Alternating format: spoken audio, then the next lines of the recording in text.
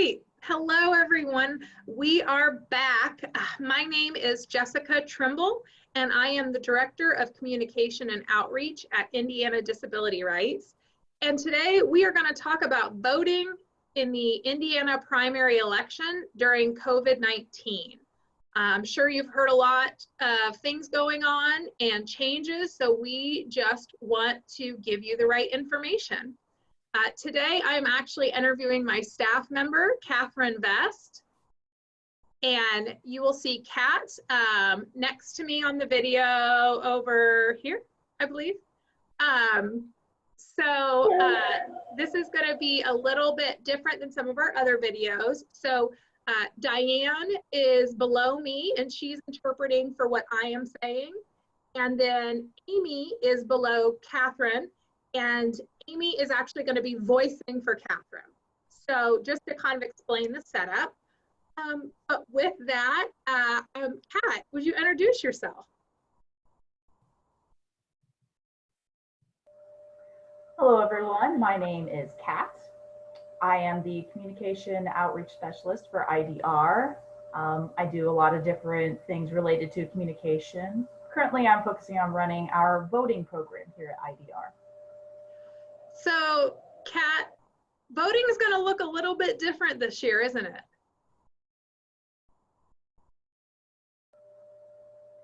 Yes, it will. So, right now, a lot of our voters are used to being able to either vote in person early or just vote in person on election day. But with the need to socially distance and keep some other precautions in place, we've been hearing a lot more about vote by mail. So could you explain what voting by mail is?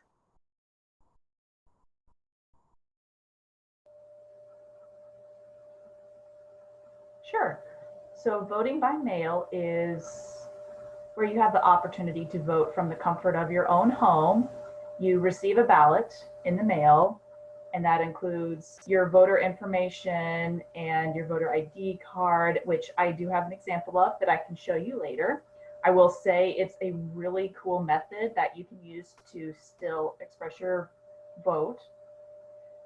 So what you do with that is it's considered a no-fault voting method, meaning you do not need to necessarily give a reason why you want to vote by mail for the primary. This is considered as a public emergency sort of situation. Therefore, you do not have to express a specific reason as why you want to vote by mail. You can just go ahead and send in your ballot that way. Right, so let me make sure I understand the difference. So normally when you're gonna vote absentee by mail, there's a list of reasons that you need to vote absentee by mail, and you have to check one of those reasons. Yes. But in the current environment, there is no need to check a reason, right? You're just allowed to vote by mail, so you don't have to worry about choosing a reason of why you need to vote by mail. That's absolutely correct.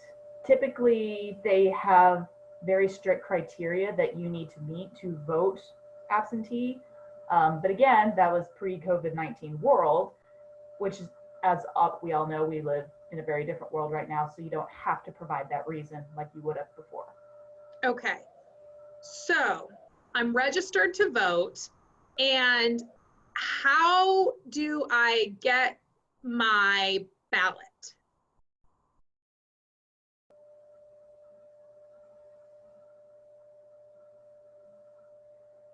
So I want to explain real quick on how you apply for that method of voting as well. There's a couple different ways depending on what you prefer to do. There is a paper application you can fill out, or there is an online application. This is what the paper application looks like. And on the back is a list of counties. So you select which one you live in. So on the Secretary of State's website, you can download the online application, and then you can print it off and fill it out and send it into your county clerk if you like, and you can receive your ballot that way. You can also fill out the application online, and then they'll send you the ballot through the mail that way. It's pretty easy. You will probably have to set up your voter profile or account that way.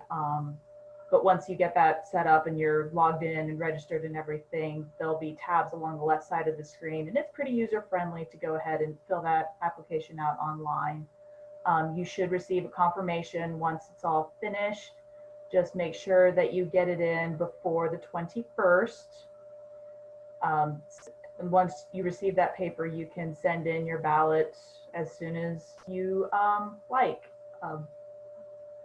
In my experience, with the mail, you'll want to make sure and have a 3 or 4 day leeway just because of how the mail functions, but they do recommend sending it in at least a week beforehand. So, and this is what the ballot looks like. Once you receive it in the mail, this is what the envelope will look like. And within that envelope, you'll receive several different things with your ballot. So there'll be the absentee form that just and it will inform you of your rights to vote in this manner.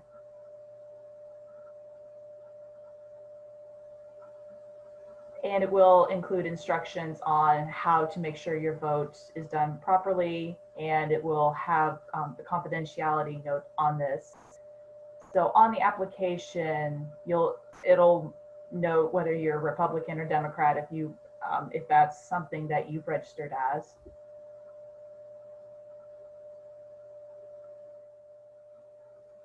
So you can read through all of that on the left side of this paper.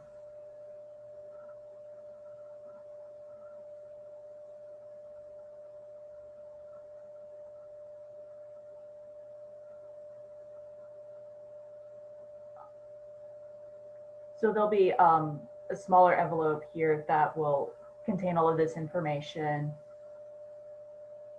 With that, you're going to want to make sure that the card itself has 2 signatures from whether that's Republican or Democrat, whatever you're registered as. So if it's not correct, make sure you call the county clerk and have that fixed, but it should have the 2 signatures.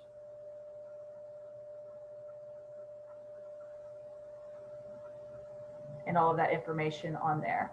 So that's your card, that's your proof, so to speak. So, and I just remembered, you're gonna want to make sure that you write, with a number 2 pencil, there's specific instructions for that. Once you're done, you place it back in the envelope, and it is prepaid postage. It has the address already printed out on it, ready to go. You will have to make sure you sign that as well. I don't know if you can see right here, but there's the address, and then you can post it in the mail. 3 things, make sure you need to note when you mail it back. Make sure you have the ballot card, that tiny envelope that I just showed you, and the bigger envelope that it will mail back in. And it all comes with instructions and everything, but that does not necessarily need to be sent back in with your ballot. That is something for you to keep. And again, make sure you have it before that deadline of June 3rd. When you receive your ballot, I recommend going ahead and filling it out and sending it as soon as possible to ensure you've got plenty of time that it arrives before you need to send it in. Mm-hmm. June 2nd. June 2nd is the due date, not the 3rd. Right. So the election, primary election day is on June 2nd this year. It did get moved. So make sure you have that ballot in by June 2nd. And so what you're saying is the Secretary of State's office actually recommends getting it in a week early, right? All right, let me pull up my calendar real quick and see what that would actually be. Okay, so May 26th is kind of our goal date to get these sent in. That gives it a week to get to either the county clerk or Secretary of State's office.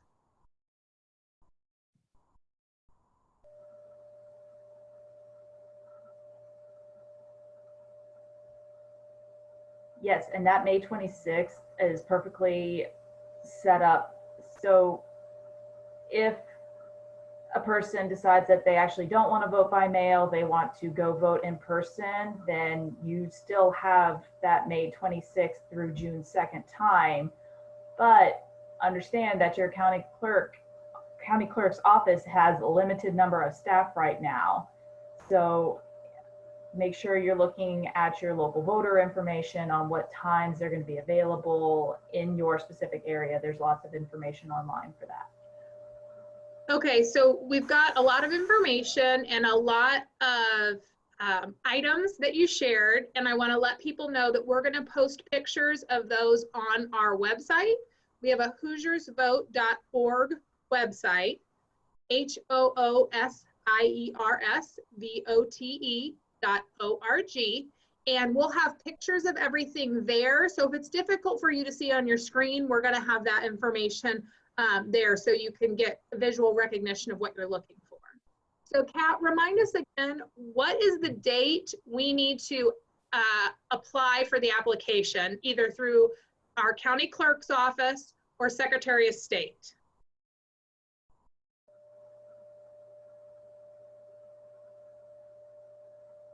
So with the county clerks or the Secretary of State, you must have it received by May 21st. Okay. Is a requirement. Okay, so May 21st is when we need to apply for our vote by mail ballot.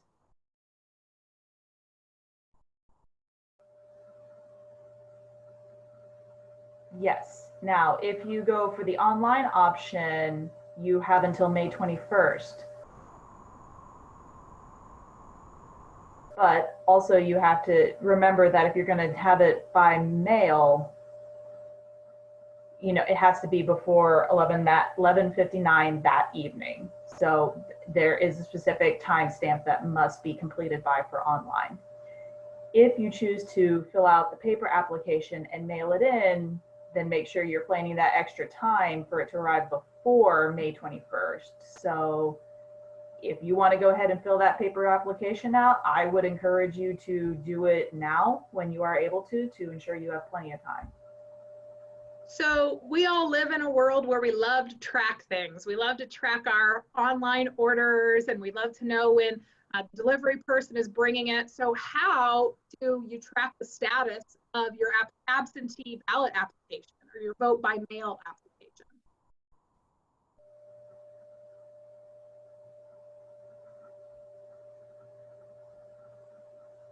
So you can go to indianavoters.com and you'll be able to find the general mail under your account, and you can click on your ballot and see exactly where it's at in the process and when you should be expecting to receive your ballot, when that's going to be sent from the main office to the county clerks to your home. Great. So once we've received, they've received our ballot, we should be able to look online and know that they've gotten it, right?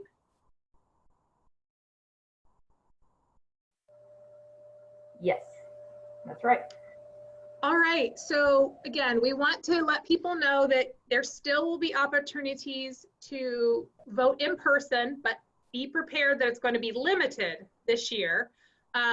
But we are recommending to vote by mail just because if you're concerned about social distancing, if you're concerned about transportation or other things, vote by mail is probably going to be your best option, correct? Yes, that's absolutely correct. With that, you're able to maintain more control over your situation. You know, it's really nice to be able to work on that more comfortable timeline that you yourself decide. Now, as you're going through this process, if you have some questions about voting or how to do this, can people contact you, Kat? Yes, either myself or you can get in touch with your county clerk's office or the Secretary of State office. If you have specific questions, you can contact us at IDR, Indiana Disability Rights, or over at the county clerk. Or you can also look on the website, our website is indianavote.com. And there's more information specific for your local county that you can check with. There's also the Secretary of State's website that will list who you need to get in contact specifically with about your questions. Great. And like I said, we will put all of those phone numbers, email addresses, and websites on our webpage, and then in the comment section of these videos to make it easier for people to find that. We know it's hard to watch a video and try to write all that information down. So we will make sure that's easily accessible for people. And as a reminder, if you're concerned about your rights being violated because you have a disability, please contact Indiana Disability Rights. You can contact our intake advocates, Dan and Mary, at 1-800-622-4845. So, Kat, is there anything else that you want to share about voting in Indiana's primary election this year?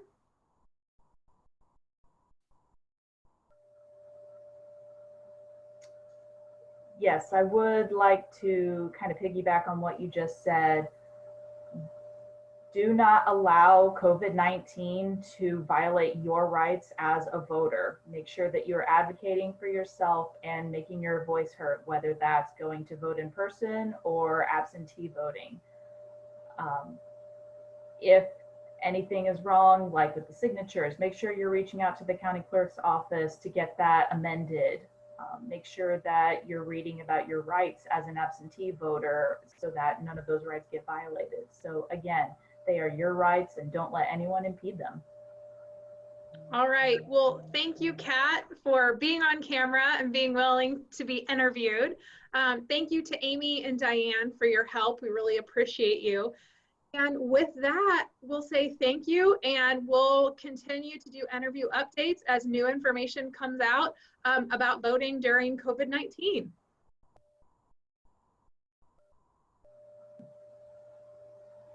Stay safe, everyone. Be healthy.